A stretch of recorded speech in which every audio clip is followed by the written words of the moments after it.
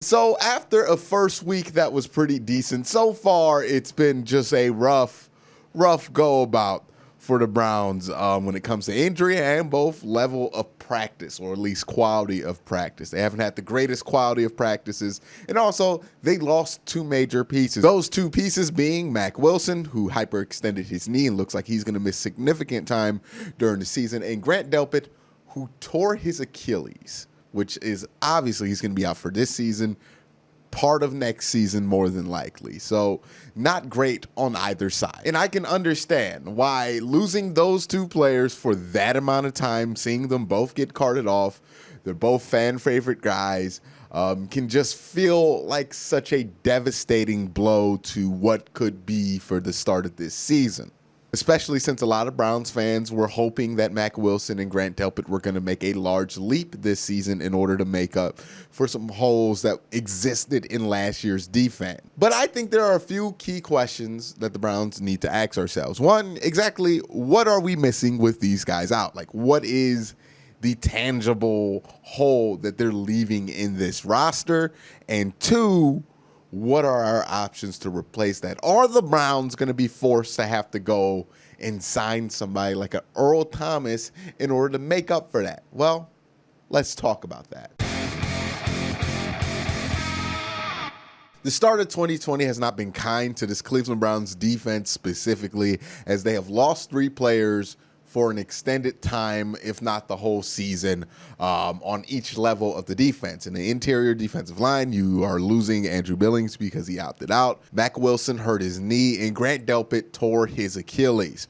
So on the surface, I can see how some Browns fans could look at that and freak out and start panicking and throw everything out the window. Oh my God, what the Browns are going to do, all of these injuries. But I actually don't think this is as bad as a lot of Browns fans think it is right now. And I also think that one of these positions aren't going to be that difficult to fill in and aren't going to require a drastic solution. So let's talk about that. And that's free safety.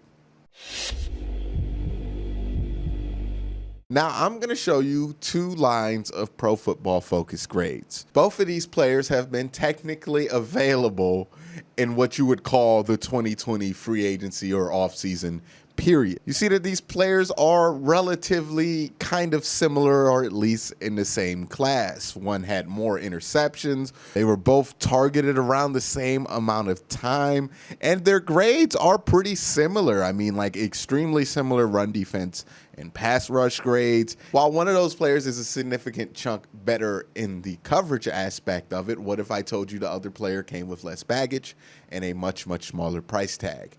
Because that other player is Andy Sedeo.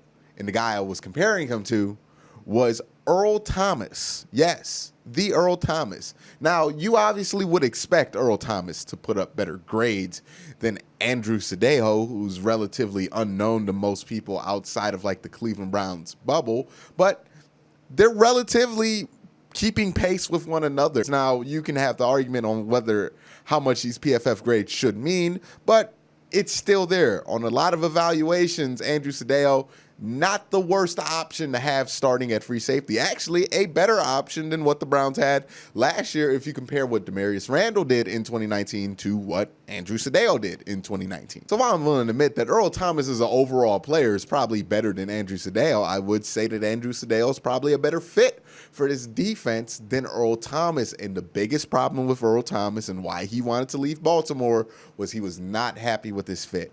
And he is a worse fit in Cleveland than he would have been in Baltimore. So it doesn't seem likely that, one, he would want to sign here, and knowing that situation, the Browns would want to bring him in. It just doesn't seem like a match made for happiness at this point. And I'm not trying to jump on the bandwagon of discounting Earl Thomas, acting like he's not a good football player. He's a tremendous football player, but let's remember what Earl Thomas is good at versus what the Browns would ask Earl Thomas to do, and let's see if those two things line up, and I just don't think they will.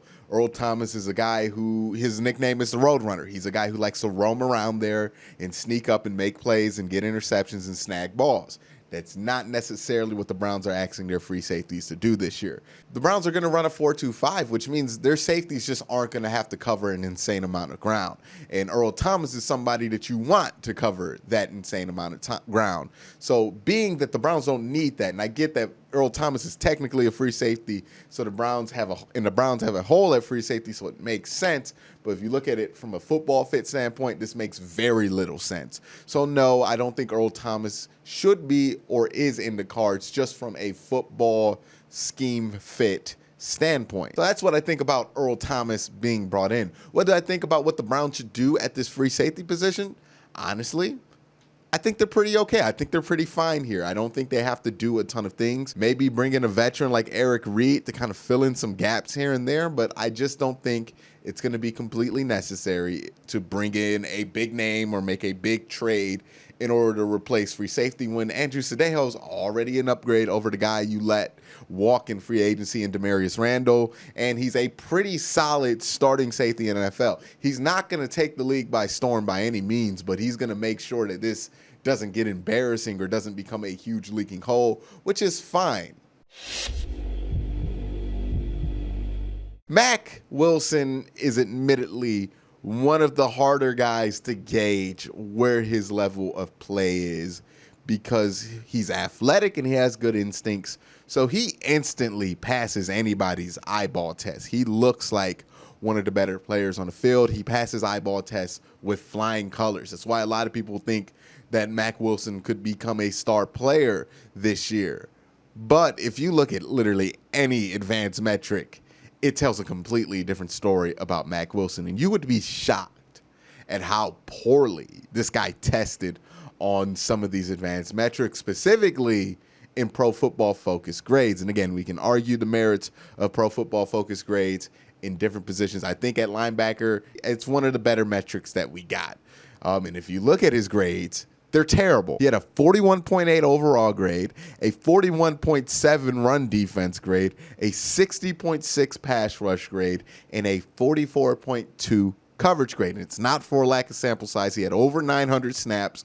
So that the sample size isn't an issue with Mack Wilson. The production within that sample size, well, I guess that's the issue. And again, he passes the eyeball test. He looks good if you're just paying attention to the defense. He'll make a play here and there or come really close to making a play, and you'll feel like he's going to make a ton of progress next year. And that does mean something. I'm not trying to say the eyeball test doesn't mean anything when it comes to evaluating football players. It does mean something. You can glean something out of that. And if Mack Wilson had a big breakout year, you would have gotten most of that information from the eyeball test. But you also have to respect what they're actually putting down, the actual production, and that was not good. None of it graded out pretty good. It was all subpar, quite frankly. And if you look at his PFF grades compared to anybody else that had at least over 900 snaps like Mack Wilson, he had the lowest of all of those guys. So that's not good. Mack Wilson being that hard to put a finger on and that hard to gauge what you're missing, it's even harder to suggest what the Browns should do or what level of solution they should go to. So that's the bad news. What's the good news about this situation? The silver lining, I think, in all of this is that the linebacking position has quietly become the defensive side of the ball's running back position. And what I mean by that is that it is a position that is easy to get to league average level at the very least, and that you can get top level play out of very small investments. If you look at the top 10 linebackers, you'll see guys like Bobby Okereke, who was a 3rd round pick for Indianapolis. You'll see guys like Corey Littleton, who was undrafted for the Rams. Josh Bynes, who was a street pickup for the Baltimore Ravens last season. And Demario Davis, who bounced around the league a lot, even had a stint in Cleveland before he went to New Orleans and kind of blossomed at an older age, which to me signifies that linebacking play is one of those things that it's just not the most difficult thing in the world to find a replacement for to get to at least league average. And what the Browns need for this linebacking core to be is league average. And if you look at what they have on the roster, Sione Takitaki and BJ Goodson have been fine throughout camp. They've been pretty good, actually. They've made some plays. They've missed some plays, but they've made a lot more than they've missed. And I think they're playing at least league average level. I don't think this linebacking core is doomed or that they are condemned to be doomed for the entire season, because I think the barrier of replacement is just not that high for the Cleveland Browns at this point. And I think you'd be surprised on what they could find on the waiver wire or from a veteran off the street in order to make up for some of the production. You can find decent linebackers in a lot of different places if you are thrifty enough as a general manager. So I understand the pain of fans, and I understand seeing some of your favorite players go down and get carted off within the first few weeks of camp is pretty deflating. But I do have to say that I honestly don't think that these injuries are going to change that much of what this defense was going to be able to do. As I said all offseason, the way this defense is structured, it's really just going to matter what Miles can do, what Olivier can do, and what your two corners on the outside can do. Those are the four guys who have to stay healthy. Now, keep an eye on this Greedy Williams injury because he's missed a couple of days of practice, and it seems like this could be something that lingers on to the year, and we're not sure on what the injury is with Terrence Mitchell, although people expect him to be ready for the start of the season, if not practice in a few days. But if Terrence Mitchell was out and no Greedy Williams, then that becomes a problem, right? That becomes a depth issue, and that's where you're starting to bleed way too much depth from a DB room that is pretty deep. But if you're able to have a Greedy Williams out there with a Denzel Ward, and you're able to have Andrew Sadeo next to Carl Joseph, you're going to be fine. Like Andrew Sadeo and Carl Joseph, when you talk about PFF grades, stands up pretty well to what Chuck Clark and Earl Thomas did the year before in Baltimore, which was one of the better safety tandems in the NFL last season. So you're not doomed in the secondary. And that's one of the more important pieces to this Browns defense. You're not doomed at linebacker. Sione Takitaki, the third-round pick from last year, seems to be stepping up in the role that he's asked to be in. BJ Goodson seems to be playing well. Yes, you need some veterans to add to that rotation. It would be very wise to get some veterans to add to that rotation. But the great thing about linebacking play is that it's not difficult to find league average linebacking play in the NFL if you're a GM. So that's good. So what should the Browns do? Who should they sign? Honestly, the argument can be made that they really shouldn't sign anybody. But what I would say the Browns should do is that they should just bring in some veterans who can fill some small roles or be a piece for depth or push a young guy in practice. I don't think that they need to make a big change here to this defense or a big addition in order to make things work, because the big pieces are still there. Because the big pieces that you really need to step up in order for the Browns to become a good defense, or at least a league average defense, are still there. Myles Garrett, Olivier Vernon, Sheldon Richardson, and Denzel Ward. Those are the pieces that you really need that will help this defense not be at the bottom of the league like they were last year. So ultimately, I think the defense is going to be able to survive this. You might have to sign some veterans like Eric Reed or more linebackers in the mode of a Malcolm Smith, or, keep your eye on the waiver wire.